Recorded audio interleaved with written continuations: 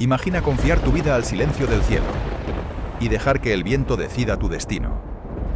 Durante años, el Polo Norte fue una obsesión colectiva, un vacío blanco en los mapas, un desafío que atrajo a exploradores de todo el mundo, decididos a dominar lo desconocido. Algunos avanzaron sobre el hielo, otros por mar. Poco a poco, el Ártico empezó a revelar fragmentos de sí mismo. Pero no todos los países lideraban esa carrera. Suecia observaba desde la sombra, con intentos discretos y resultados inciertos. Hasta que apareció un hombre que se negó a aceptar ese papel secundario. Su nombre era Salomón August Andrée. Ingeniero, soñador, convencido de que la tecnología podía vencer a la naturaleza. Mientras otros caminaban o navegaban, Andrée miró hacia arriba. Propuso algo impensable: no llegar al polo, por tierra ni por mar, sino flotando, suspendido en el aire, dentro de un globo. Era una idea audaz, elegante y profundamente arriesgada. Sin saberlo, ese plan pronto cambiaría la historia. Una de las historias más inquietantes jamás contadas en la exploración polar. Andrée nació el 18 de octubre de 1854, y desde el momento en que llegó al mundo veía el globo como un invento brillante. Esto despertó en él una gran pasión por todo lo relacionado con la mecánica y la física. Por eso, en 1870, con apenas 16 años, decidió estudiar en el Instituto Real de Tecnología en Suecia. 4 años después se graduó con altas calificaciones en ingeniería mecánica, y este estudio fue una razón más para que se interesara aún más en los globos aerostáticos. Solo 2 años después de graduarse, Andrée viajó a Estados Unidos para asistir al Centennial Institute allí.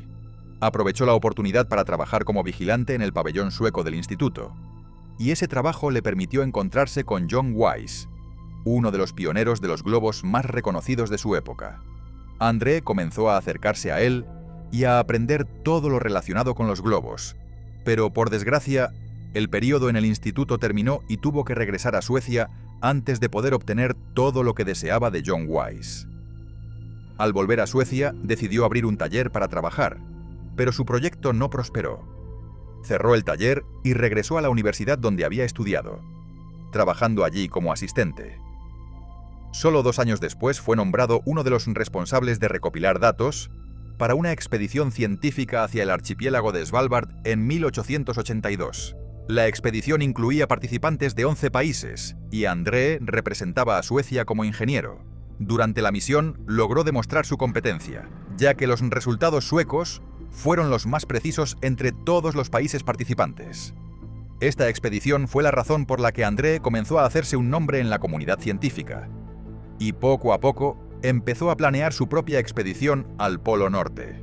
Logró convencer a un periodista de un periódico de Estocolmo de que lo acompañara con una contribución económica considerable para comprar un globo. Andrée finalmente adquirió el globo con el que había soñado toda su vida y le dio un nombre. En el momento en que compró el globo, se sentía exactamente como un niño que acaba de comprar la bicicleta que siempre había querido. De inmediato comenzó a aplicar en el globo sus estudios de mecánica con la esperanza de generar un gran avance en el campo de la aviación. Su plan consistía en reemplazar el aire caliente con hidrógeno, y Andrée logró llevar a cabo su estrategia, realizando 9 viajes en los que recorrió un total de 1.500 kilómetros. Y a pesar de que el globo era resistente y soportó volar toda esa distancia, siempre se enfrentaba a un problema durante el vuelo, que era la dificultad para controlarlo o maniobrarlo, hasta el punto de que en uno de los viajes Andrée perdió por completo el control del globo, y este lo llevó desde el mar Báltico hasta que llegó a las costas de Finlandia. Lo que ocurrió lo hizo pensar en atar el globo con cuerdas por debajo, de manera que aumentaran su peso y lo acercaran más al suelo, y como resultado, su velocidad disminuyera y pudiera controlarlo mejor. Y aunque no era una solución científicamente sólida, en la práctica cumplió su objetivo. El globo comenzó a viajar a una velocidad menor y el control sobre él fue mejor que antes. A finales del siglo XIX, el gobierno de Noruega, que tenía grandes esfuerzos en el ámbito de la exploración, empezó a discutir con el gobierno de Suecia la idea de no quedarse simplemente observando y de hacer algún movimiento. Estas conversaciones llevaron al gobierno sueco a comenzar a pensar seriamente en participar, y esta fue una oportunidad servida en bandeja de oro para André, quien la aprovechó y le dijo al gobierno que él era el hombre adecuado para esa misión. De hecho, participó en una conferencia de la Academia Real y presentó allí su idea. Una expedición al Polo Norte sin precedentes, un viaje a través de un globo de hidrógeno. En la conferencia explicó que su globo anterior, a pesar de su eficiencia, era demasiado pequeño para transportar equipos y provisiones para un viaje largo como ese. Y por eso les dijo que ya había comenzado la producción de otro globo en Francia, en manos de especialistas, que tendría todas las especificaciones adecuadas para la expedición.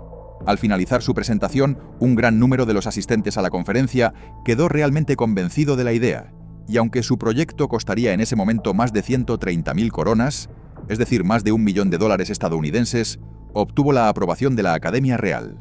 En medio de la emoción y el entusiasmo que André generó con las promesas que hizo, el rey de Suecia, Óscar II, donó 30.000 coronas de su propio dinero. A pesar del gran apoyo que André recibió a nivel local, cuando su proyecto se difundió en todo el ámbito científico, los expertos de todo el mundo comenzaron a analizar el plan con detenimiento y señalaron que tenía muchos puntos débiles, porque aunque André era el principal experto en globos de toda Suecia, a nivel mundial había muchos especialistas con más experiencia y mayor dominio que él en ese campo.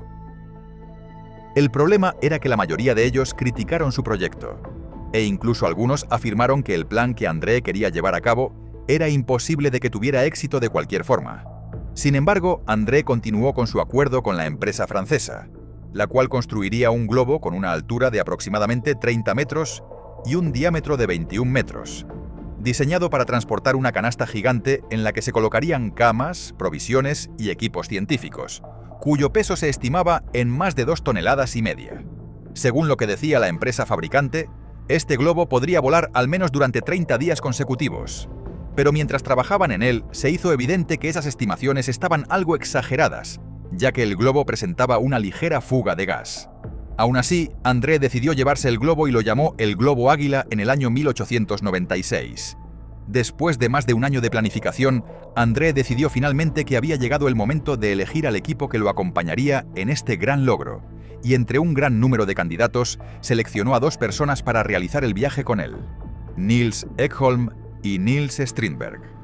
Ekholm era un experto en meteorología, y había sido originalmente el superior de André en la expedición que viajó a Svalbard algunos años antes, mientras que Strindberg era un estudiante sobresaliente, conocido por investigaciones pioneras en el campo de la física y la química, además de haber inventado una cámara resistente a las condiciones climáticas, que fue la cámara que llevaron con ellos en esta expedición. Y a pesar de que cada uno de los 3 tenía una habilidad particular, sus competencias estaban en el ámbito científico y no en el de la exploración. Pero este punto no era muy importante para André, porque esperaba, basándose en sus cálculos, que el viaje fuera fluido y sencillo, sin ningún esfuerzo. Todo el mundo estaba impresionado por los medios de comodidad con los que estaría equipado el globo, que supuestamente convertirían esta misión en un viaje y no en una expedición de exploración. Sin embargo, Ekholm no se sentía cómodo. La cifra extraordinaria que se suponía que el globo podría transportar no le resultaba convincente, y por eso decidió realizar algunas pruebas por su cuenta antes del viaje. Lamentablemente, sus dudas estaban bien fundamentadas. El globo perdía una gran cantidad de gas, hasta el punto de que su fuerza de elevación disminuiría diariamente en un rango de entre 41 kilogramos y 68 kilogramos. Con base en esa tasa de fuga, el globo solo podría volar durante un periodo de entre 15 y 17 días como máximo, y sería imposible que alcanzara los 30 días que había afirmado la empresa. Y esto significaba que no solo no podrían explorar el Polo Norte, sino que lo más probable es que ni siquiera lograran llegar. Además de los problemas técnicos que descubrieron en el globo, durante los varios meses que pasaron en la isla de Danskoya, ubicada en el archipiélago de Svalbard y que se suponía sería el punto de partida de la expedición, descubrieron algo extremadamente peligroso. Los vientos que soplaban en la región provenían del norte, y eso era lo contrario de lo que André había previsto, ya que todo el plan dependía de que los vientos vinieran del sur, por lo que todo el proyecto quedó completamente en entredicho. Y mientras la prensa, los medios y la opinión pública en Suecia seguían las noticias de la expedición con gran entusiasmo, todas sus aspiraciones se derrumbaron cuando André salió a admitir que había errores en los cálculos y que el viaje sería cancelado. Después de la decisión de cancelar la expedición, André decidió aplazarla solo un año.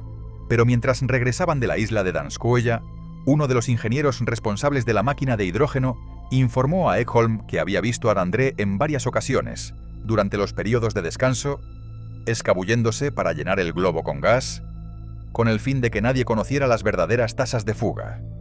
Y por supuesto, después de lo que Ekholm había descubierto por sí mismo durante las pruebas, era natural que creyera lo que se decía, y llegó a la certeza de que André realmente los estaba engañando y estaba dispuesto a poner en peligro la vida de todos. Por eso, tan pronto como llegó a Suecia, Ekholm le dijo a André que no continuaría en el proyecto a menos que utilizaran un globo distinto al globo Águila. Pero una decisión como esa era extremadamente difícil para André, después del costo que había implicado el globo y del nombre que ya se había hecho famoso en el ámbito científico. André quedó indeciso sobre qué hacer, hasta que llegamos a la primavera de 1897, cuando Alfred Nobel decidió apoyar el proyecto con una gran suma de dinero. En ese momento, el entusiasmo volvió a recorrer las venas de André, y decidió prescindir de Ekholm y traer a otra persona en su lugar. La elección recayó en el ingeniero civil Knut Frankel, para sustituir a Ekholm en las tareas de meteorología. Cuando el equipo llegó a la isla de Danskoya, a comienzos de julio de 1897, todos eran optimistas y creían que esta vez el viaje no los decepcionaría, y más importante aún, que los cálculos de André sobre los vientos y su velocidad esta vez eran correctos, a diferencia de la ocasión anterior. Y el 11 de julio, André ordenó a su equipo técnico que soltaran las cuerdas y lanzaran el globo Águila al cielo, rumbo al Polo Norte. Pero no pasaron más que unos minutos desde el momento del despegue, y ante los ojos de todos los periodistas que estaban registrando ese instante histórico, el globo comenzó a perder el equilibrio de manera aterradora debido a la pesada carga, y no logró elevarse del nivel del mar más que unos pocos metros.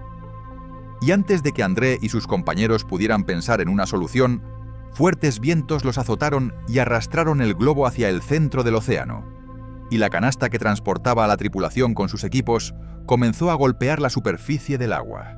Los sentimientos de entusiasmo y alegría se transformaron en un estado general de miedo y pánico.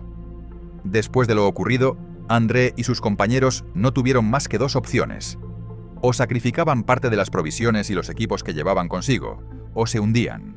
Y efectivamente decidieron deshacerse de los sacos de arena que llevaban y de cualquier equipo que pudiera ser arrojado, y continuaron lanzando objetos desde la canasta hasta que redujeron la carga del globo en 770 kilogramos.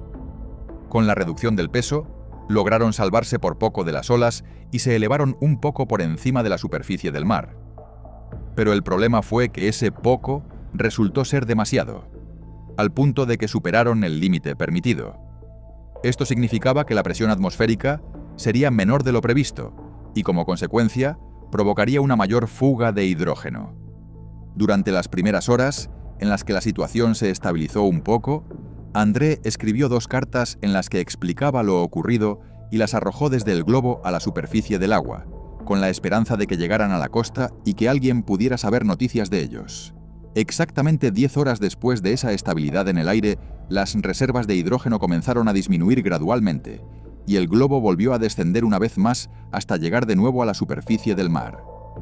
Pasaron entonces 42 horas que fueron una auténtica pesadilla. Vientos intensos, tormentas repetidas y olas que los golpeaban constantemente, al punto de que pasaron 2 días completos sin probar el sueño. Se vieron obligados a deshacerse de otra gran parte de los equipos y provisiones que llevaban para reducir la carga del globo. Y lo que agravó aún más la situación fue que las olas que golpeaban la canasta y el rocío de agua que se acumulaba sobre el globo formaron una gruesa capa de hielo en su superficie, aumentando la carga aún más que antes.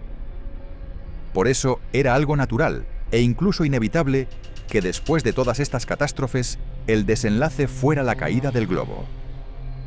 Solo 2 días después del despegue, el 13 de julio de 1897, el globo impactó contra la superficie de la Tierra después de que las reservas de hidrógeno se agotaran por completo, y quedó detenido en una zona aislada en medio del hielo, a 800 kilómetros al norte de Svalbard.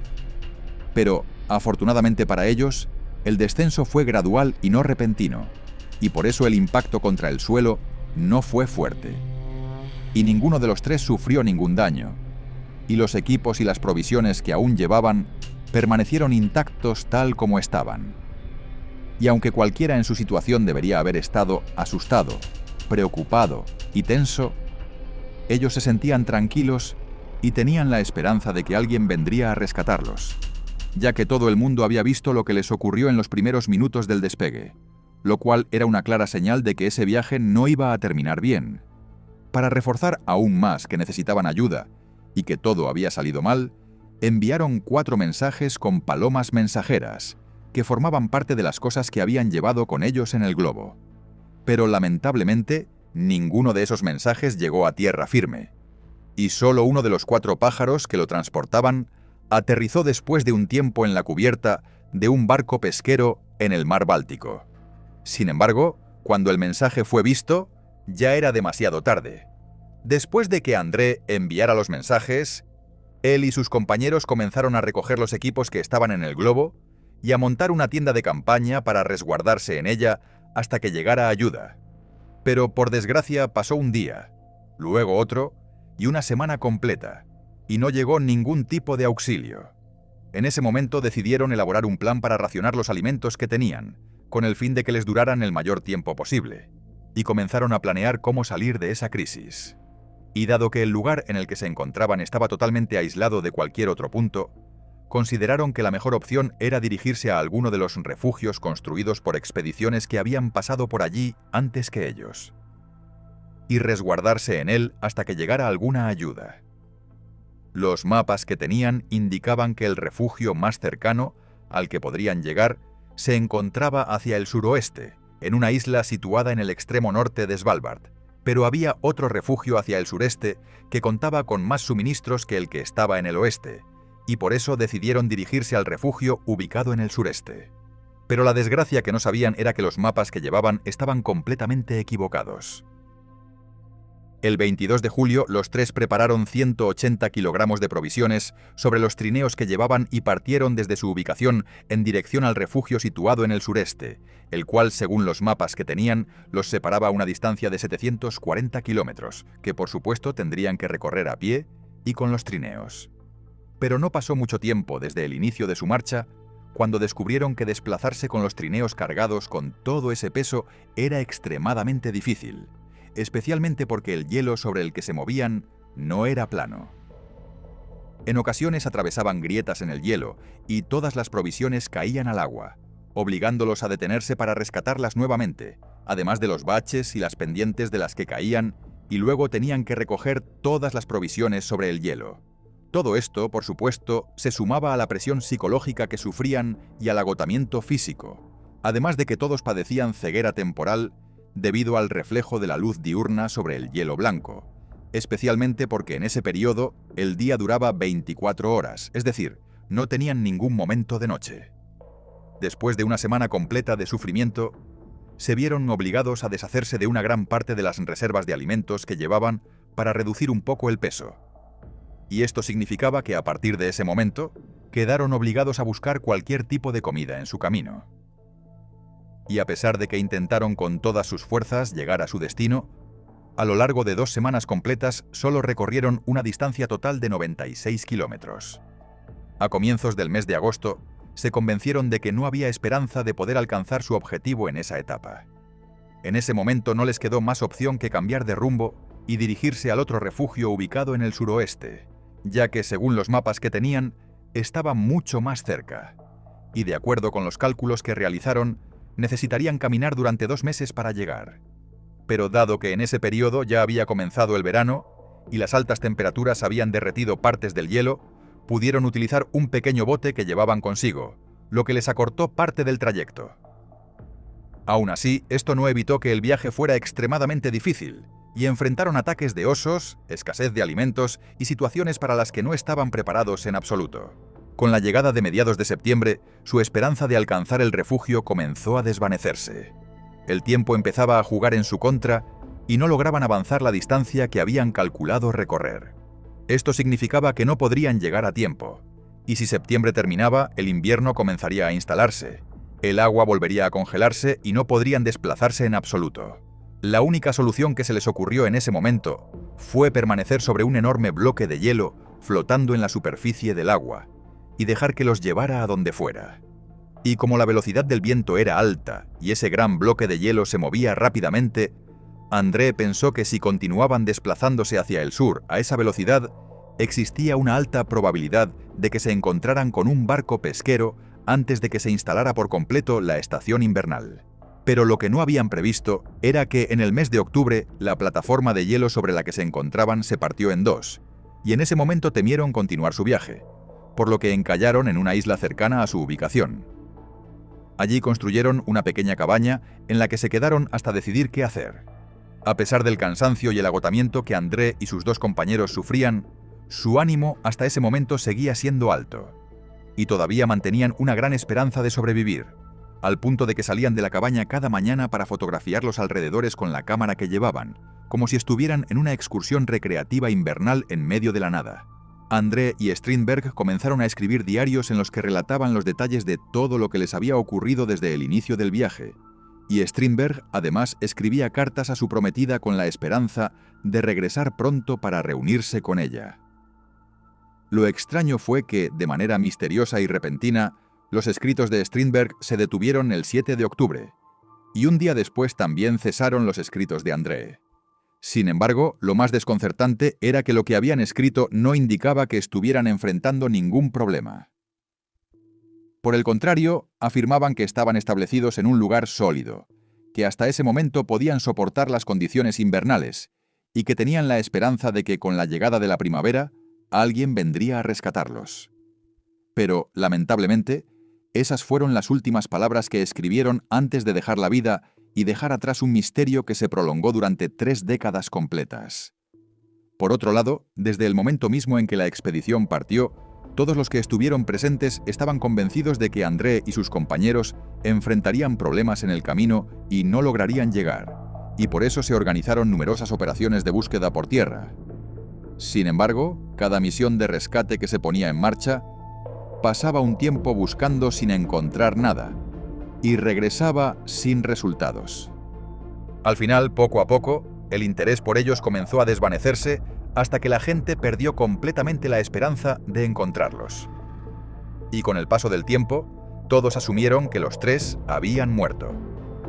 Hasta que un día de agosto de 1930, por pura casualidad, una expedición noruega en el archipiélago de Svalbard encontró un bote de remo abandonado, en el que estaba grabada la inscripción «Viaje polar de André 1896». A partir de ahí se reanudaron las operaciones de búsqueda por toda la zona, hasta que encontraron la cabaña en la que se habían refugiado, y dentro hallaron sus restos óseos, junto a sus diarios personales, revistas científicas y el equipo que llevaban durante la expedición. A lo largo de los años, muchos científicos, médicos e historiadores intentaron examinar los restos que dejaron en la cabaña, y especialmente los diarios que encontraron, considerados como la única evidencia que podría revelar exactamente lo que sucedió. La teoría que se popularizó al principio acusaba a los habitantes locales de haberlos matado. Pero esta teoría fue descartada cuando se descubrió que las provisiones, el equipo y los restos de las latas de comida seguían intactos y no habían sido saqueados.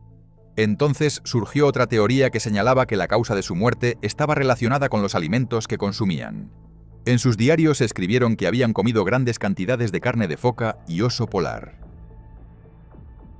Algunos médicos sugirieron que podrían haber contraído triquinosis, pero la triquinosis rara vez causaba la muerte, por lo que se planteó otra hipótesis: que su muerte pudo haber sido causada por intoxicación por plomo debido a las conservas que comían, o que sufrieron escorbuto por falta de vitamina C, especialmente porque desde el 10 de septiembre, aproximadamente un mes antes de la última fecha registrada, en los diarios de André, su escritura se volvió irregular y temblorosa, lo que podría haber sido síntoma de intoxicación o enfermedad desconocida para él.